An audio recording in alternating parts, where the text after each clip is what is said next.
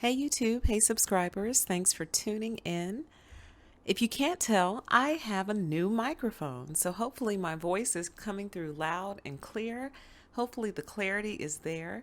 Thank you to everyone who contributed to helping me get this new microphone. I really appreciate your support, and hopefully now I can bring you super high quality videos with way better sound than we've had in the past. And I know this is going to break my heart because it's going to make me want to go back and redo every single video. But I won't. I'll let it go and just say that those were our starter videos. That's when this channel was first starting out and we came from very humble beginnings. But hopefully the quality is there. You can hear me loud and clear and the videos will just get better and better from here. So thank you. So in this video, we're going to talk about how narcissists attempt to override principles. And when I use the term principles, I mean the one P-L-E, not P-A-L, which is the leader of a school or something to that effect, leader of an organization, usually educational. I'm talking about principles, P-R-I-N-C-I-P-L-E-S. So a brief definition, just so we can all start from a common place. A principle is a fundamental truth or proposition that serves as the foundation for a system of belief or behavior or for a chain of reasoning. So the way that I'm using it right now is narcissists attempt to override basically the laws of nature. They think that somehow those laws don't apply to them and that somehow the actions that they take towards others won't have any effect. So that's kind of the main idea of this whole entire video. Narcissists don't believe that what they do has any effect, and they certainly don't believe that what they do has any effect long term. So let me give you a few examples of the principles that narcissists attempt to override in an effort to control your life and gain power.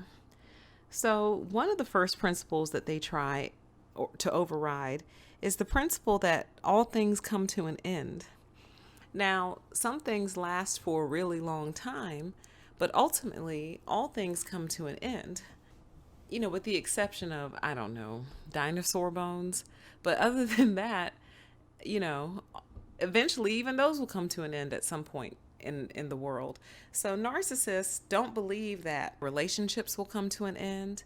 They don't believe that their friendships will come to an end.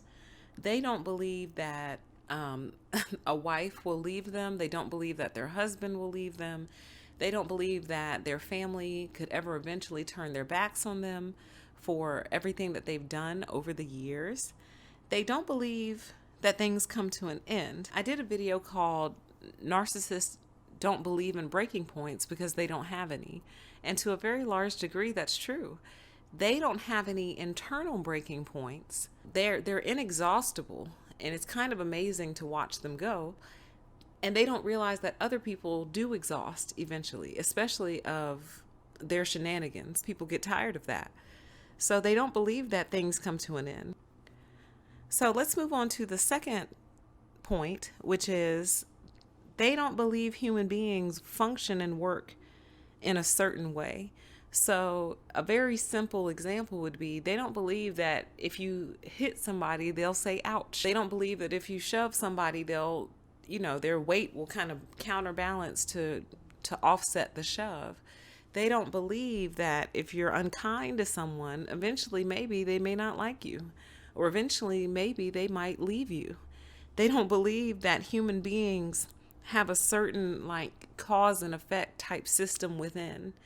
They really believe that human beings should be able to take anything and always, they want to believe that human beings can receive any input and always give the same output, which is, I still love you, you're awesome, you know, this is still working, I'm not upset with you, this is not stacking up, this is not building up in my spirit and soul, this is not affecting me, your behavior and the things that you're doing. So really, the narcissists are kind of magicians in a way because they believe that they can do any input, put in any ingredients, and get the same outcome every time, which is their worship, adoration, admiration, and all of those things. And it's just not true. It's not how human beings work. But again, narcissists try to override the natural design. And that's why they have so many problems. No matter what you do, there is always a natural design, and you're going to have to try to override it. But in general, the natural design always wins because it's the natural design. So narcissists try to override how human beings are naturally designed. Okay? The next principle that narcissists try to override is the principle of, if you make more withdrawals than deposits, eventually you'll go into the red. So if you notice, there's kind of a theme here, and it has to do with limits, and it has to do with boundaries, and it has to do with, a narcissist's respect for and appreciation for those limits and boundaries. But they don't believe that there are any. So they just keep going and going and going until eventually they lead to their own self-destruction. Now, they take and damage a lot of people with them along the way, but ultimately they lead to their own self-destruction. It could take a long time, but they do get there. But they don't believe in this idea of withdrawals and deposits. And if you continuously withdraw with no deposit, eventually you will go into the red. You'll bankrupt yourself. And they don't believe in that.